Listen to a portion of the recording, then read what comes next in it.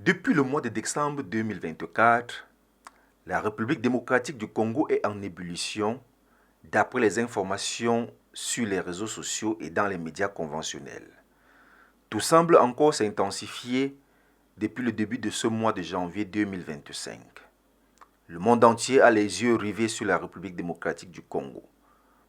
Pour cause, ce pays de l'Afrique centrale, à travers son ministre de la Défense, son Excellence Constant Mutamba, a décidé d'en découdre avec toute personne sémant la peur par des agressions et pillages de deniers publics.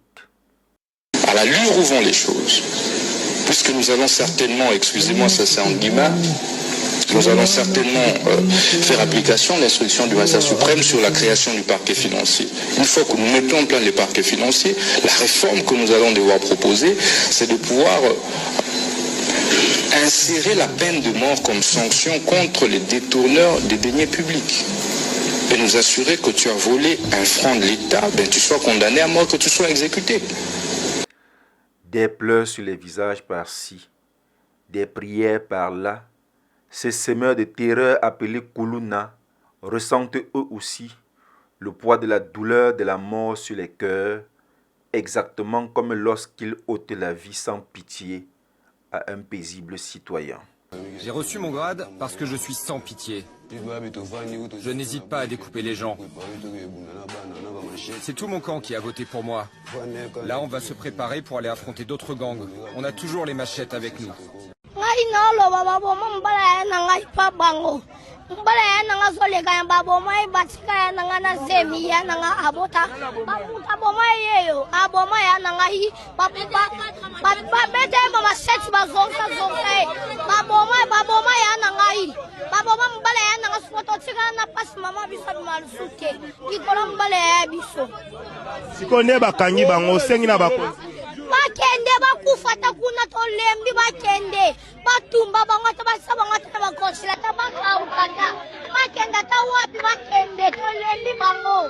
Ceux qui sont condamnés à mort seront exécutés.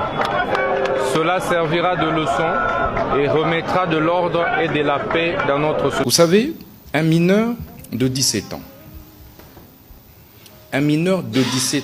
qui tue toute une famille, quel sort lui réserver? Un mineur de 17 ans. Ça veut dire qu'un enfant qui a moins de 18 ans, mais qui débarque chez vous et tue votre parent à coups de machette. Vous faites quoi de cet enfant? Entre ces mineurs qui a tué votre parent et un majeur qui a volé peut-être une poule, qui en principe devrait bénéficier de la clémence de l'État. C'est pourquoi moi je pense qu'au-delà de tout, il faut bien apprécier les cas. Ça c'est ma conviction personnelle. Qu'à un moment nous avons été emballés et nous devons nous regarder en face. Quelles sont les réalités de notre société et légiférer en fonction de... La République démocratique du Congo, déjà en guerre dans sa partie est avec le Rwanda, ne doit plus réduire ses effectifs de soldats pour assurer la paix à l'intérieur du pays à cause des délinquants inconscients qui terrorisent les citoyens, explique son Excellence Constant Mutamba. Plus de 300 Kuluna ont été condamnés. Ça veut dire que ces procès ont été organisés sur la base de l'ordonnance loi sur la répression des infractions flagrantes pour évidemment permettre de faciliter la célérité des procédures. Et tous les droits des justiciables ont été évidemment garantis, y compris le droit au double degré des juridictions. Donc le droit à la défense, le droit au double degré des juridictions, tous ces droits ont été garantis. Donc droit également à se faire assister par des avocats ou encore des défenseurs judiciaires. Tous ces droits ont été reconnus aux justiciables. Il faut dire que dès ces 300 condamnés, nous avons jusqu'ici opéré les transfèrements des plus ou moins 127 en 3 vagues. La première vague a été transférée à la prison de haute sécurité de Louzoum, dans le Congo central. Les 2 dernières vagues ont été transférées à la prison de haute sécurité des Angenga, dans la province de la Mongala. Et les autres vagues vont être transférées dans les jours qui viennent dans d'autres prisons de haute sécurité. Il faut dire qu'avec l'implication du ministère de la Justice, il y a sensiblement, il faut le dire, baisse de la criminalité urbaine, principalement dans la ville de Kinshasa, avec l'implication, le travail que fait le VPM intérieur, notre implication en tant que ministre d'État et de la Justice, grâce au travail acharné de nos policiers, de nos militaires, de nos magistrats civils, de nos magistrats militaires, parce que la stratégie que nous avons mise en place était celle de pouvoir déférer tous ces criminels urbains devant les juridictions aussi bien militaires que civiles. Sur la question des juridictions militaires, nous nous appuyons évidemment sur les articles 157 à 158 du Code pénal militaire, mais aussi les dispositions pertinentes du Code judiciaire militaire, notamment en ce qui concerne l'infraction du terrorisme. Et cela, nous considérons que les actes que posent les Koulouna révèlent ou relèvent évidemment du terrorisme. Et cette infraction est prévue par le Code pénal militaire. Mais concernant les juridictions civiles, là nous recourons évidemment à l'article 157 du Code pénal ordinaire qui prévoit l'infraction de l'association des malfaiteurs. Et toutes ces infractions sont punies entre autres des peines de mort, en tout cas pour ce qui concerne l'association de malfaiteurs.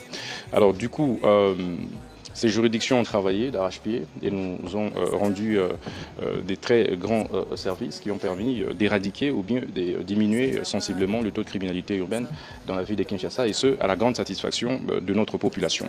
Nous nous sommes employés à lutter drastiquement contre ce phénomène parce que c'est un phénomène beaucoup plus dangereux que vous ne l'imaginez.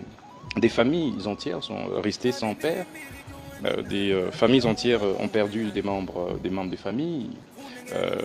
Ici, le dernier drame d'ailleurs en date est celui de la journaliste Jemima qui travaillait d'ailleurs ici à la RTNC, qui au sortir du travail avait été victime de la barbarie de ces Koulouna. Et malheureusement, elle a outrepassé. Et donc, c'est un phénomène qui tient à cœur les Congolaises et Congolais, les Kinoises et les Kinois. Vous verrez une maman en train de vendre, par exemple, ses épices, et puis un Koulouna venir avec la machette pour non seulement lui prendre toutes ses marchandises, mais aussi l'abattre sur le champ. Et tout ceci n'a pas évidemment cristallisé un climat de paix et de quiétude, de tranquillité dans la société. Vous savez, nous sommes un pays en guerre, agressé par le Rwanda. Nous ne pouvons pas accepter que nous ayons d'une part l'agression rwandaise dans la partie est du pays, que nos militaires se déploient évidemment à défendre l'intégrité de nos territoires à l'est du pays, mais qu'en interne nous puissions faire face à des petites agressions dans nos rues. Évidemment, à des individus qui se considèrent comme étant au-dessus de la loi, qui font la loi, qui prennent en otage pratiquement des quartiers entiers. Et donc voilà un tout petit peu le bilan que nous pouvons jusqu'ici dresser. La clarification à apporter ici, c'est de dire que de tout temps, la problématique de la lutte contre la criminalité urbaine a toujours été prise en charge, aussi bien par le ministère de l'Intérieur que le ministère de la Justice. Vous voyez l'actuel ministre français de la Justice. Je crois que l'une de ses priorités, lorsqu'il a pris ses fonctions, c'était, entre autres, de lutter contre le banditisme urbain aux côtés du ministre de l'Intérieur. Une mesure fortement saluée par les populations congolaises. Vraiment, le meilleur ministre en Afrique en ce moment, il n'y a pas son deux, c'est le ministre du Congo Kinshasa. Je vois beaucoup de gens s'agiter sur les réseaux. Oh, ce que fait le ministre là est inhumain, c'est cruel, c'est méchant. Mais vous acceptez que vos enfants aillent tuer les enfants des autres, assassiner les familles des autres, violer les autres. Vous ne dites rien, vous les cachez derrière vous. Vous acceptez que la délinquance règne toujours dans la ville, dans le pays. Maintenant qu'il y a un vrai ministre qui a décidé de mettre terme à cette histoire. Vous êtes mécontents, ça vous blesse le cœur. Vos enfants qu'on arrête, aujourd'hui on t'emprisonne, demain tu peux pas payer. Aujourd'hui il a arrêté, demain tu peux pas payer. C'est vous qui encouragez, c'est vous les parents. Et cela est censé servir de leçon à toute la jeunesse africaine qui se lance dans la délinquance. Sachez que ceux qui arrivent au Congo Kinshasa, puis arriver au Gabon, puis arriver au Sénégal, puis arriver en Côte d'Ivoire, puis arriver partout. C'est trop, nous les populations, nous sommes en danger. On n'est pas en sécurité dans ces pays. Ce sont les gens qui gouvernent. On ne peut plus aller à l'école, on ne peut plus aller à la boutique, on ne peut plus marcher, on ne peut plus se balader. C'est quoi? C'est à refaire. Vive la justice, au moins la population va respirer. C'est à refaire. Tous ceux qui réclament une seconde chance pour les Koulouna, ces petits bandits au Congo, j'ai une réponse pour vous. En attendant, regardez cette vidéo, je reviens. Je vais identiser mes dents d'abord. Voilà, vous avez vu la joie des Congolais, le peuple congolais envers ce ministre pour sa décision qu'il a prise. C'est une très bonne décision. Félicitations, monsieur le ministre. On ne fait jamais d'omelette sans casser les œufs. Ça servira de leçon aux autres. Les gens qui réclament une seconde chance pour eux, est-ce qu'on vous a une fois agressé? Vos manières de parler, vos commentaires sur les réseaux prouvent que vous ne connaissez pas ce qu'on appelle une agression. La décision de la peine de mort ne fait cependant pas l'unanimité au sein de l'opinion publique. Amnesty International condamne cette décision qu'elle qualifie d'outrage au respect des droits de l'homme. L'Amnesty International a réagi. Je vais lire pour vous. L'annonce de ces transferts de prison est absolument effroyable. Nous craignons des exécutions massives imminentes par les autorités. Faux. La RDC n'a pas exécuté des bandits urbains appelés Koulouna. Depuis décembre 2024 et plus intensément encore depuis début 2025, des rumeurs circulent sur les réseaux sociaux affirmant que des bandits urbains communément appelés Koulouna, arrêtés à Kinshasa, auraient été exécutés après leur condamnation à mort lors des jugements en procédure de flagrance. Ces affirmations ont été massivement relayées non seulement par des internautes, mais aussi par des médias. Le 5 janvier 2025, par exemple, l'agence de presse mondiale Associated Press a publié une dépêche en anglais dont le titre peut se traduire par « La RDC exécute 102 bandits urbains et 70 autres devraient être tués selon les autorités ». Ce contenu a été repris par le média américain CNN. Pourtant, depuis la levée du moratoire sur la peine de mort en mars 2024, aucune exécution n'a été effectuée. Alors, pourquoi cette rumeur est fausse? Voici quelques éléments pour les démontrer. Le 6 décembre 2024, le ministre de l'Intérieur Jacquemain Chabani a lancé l'opération Dobo pour continuer la lutte contre les banditismes urbains dans la capitale congolaise. Et dans ces cadres, les Koulouna sont traqués, arrêtés, puis déférés devant la justice pour être jugés en procédure des flagrances. Plusieurs d'entre eux ont effectivement été condamnés à mort, puis transférés à la prison d'Angenga en 3 vagues en attendant leur exécution. Avant le départ de la 3e vague, le ministre de la Justice, Constant Mutamba, a demandé aux condamnés de faire leur dernière prière.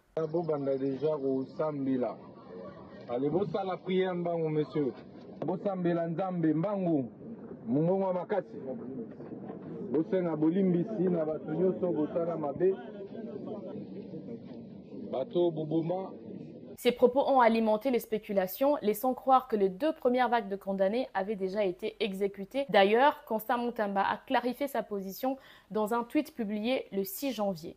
Je n'ai accordé d'interview à aucun média, encore moins à l'AP, sur les opérations de lutte contre le banditisme urbain Zéro Koulouna Ndobo que mène le ministère de l'Intérieur et celui de la Justice à travers le pays, a-t-il écrit, ajoutant que la dépêche de l'AFP a révélé des fausses informations, l'invitant par la même occasion à la corriger conformément à la loi sur la liberté de la presse. Après la réaction du ministre de la Justice, Associated Press a corrigé sa dépêche et CNN son article. Le soir du même 6 janvier devant la presse, Constant Mutamba a expliqué la procédure qui mène à l'exécution d'un condamné à mort. D'abord, la décision doit être définitive. Ici, par définitive, il faut entendre que le délai de cassation est suspensif de l'exécution. C'est seulement à l'épuisement de cela que l'on exécute la peine de mort. Encore que le législateur dit que le ministère public qui est appelé à exécuter la peine de mort doit adresser une requête de grâce présidentielle. C'est-à-dire qu'au bout de compte,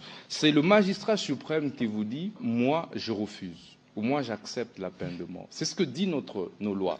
Si le président donne son aval, plusieurs étapes doivent être respectées. La personne condamnée doit être informée de la date et de la méthode de son exécution. Elle aura droit à une dernière visite de ses proches ou de ses avocats. Un médecin doit établir son bilan de santé. Le lieu de son exécution doit être préparé. Ça peut être la prison où elle est incarcérée ou une salle dédiée. Officiellement, les dernières exécutions en République démocratique du Congo remontent à 2003. Elles concernaient 15 personnes qui avaient été reconnues coupables d'atteinte à la sûreté de l'État. Eh bien, ces éléments prouvent que les rumeurs sur l'exécution de Koulouna sont infondées. Tout ça pour dire que tout ce qui circule sur les réseaux sociaux n'est pas forcément vrai.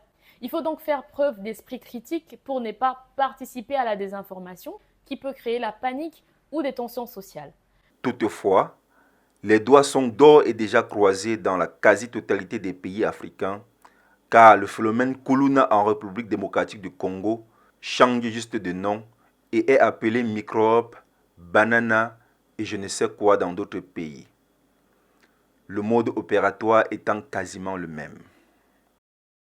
La capitale politique du Cameroun fait face à une recrudescence de violence qui inquiète profondément la population. Ces derniers jours, des groupes de jeunes criminels surnommés microbes, armés de machettes, de poignards, de couteaux et parfois de pistolets, cagoulés et déterminés, ont multiplié les attaques dans plusieurs quartiers de la ville, sémant la terreur parmi les habitants. Le mardi 10 décembre, ils ont frappé le quartier d'Olembe. À bord de motos, une dizaine d'assaillants ont attaqué des magasins, dépouillant commerçants et passants. La boulangerie Smef a été particulièrement visée, avec le vol de produits et des recettes journalières. Peuple africain qui prépare la guerre veut la paix. Saluons avec dignité tous les actes de courage qui visent à libérer notre continent de la peur et de l'agenouillement.